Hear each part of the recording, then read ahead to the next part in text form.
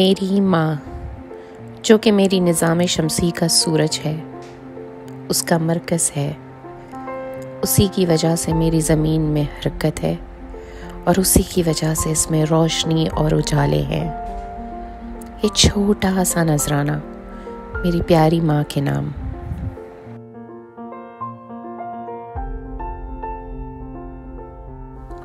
उसकी फूलों की छड़ी से नाजुक और प्यारे हाथों ने तराशा है मेरे पत्थर वजूद, सख्त सरापे को।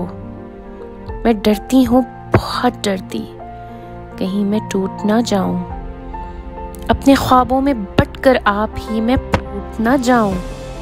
मगर है ना, हाँ है ना हमेशा पास वो मेरे, मैं बच जाऊं, बिखर जाऊं, वो है ना साथ तो मेरे। मगर ये क्या, उसके ख्वाबों को क्या हुआ? कहाँ है वो, किधर है वो सारे बंद हैं शायद, हाँ वो बंद हैं शायद।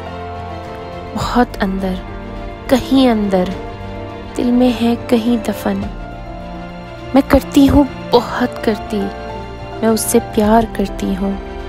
मैं अपने सारे ख्वाबों को बस एक उस पे वार सकती हूँ कि उसके प्यारे हाथों ने मेरे रास्ते के कांटों को हमेशा दूर किया है।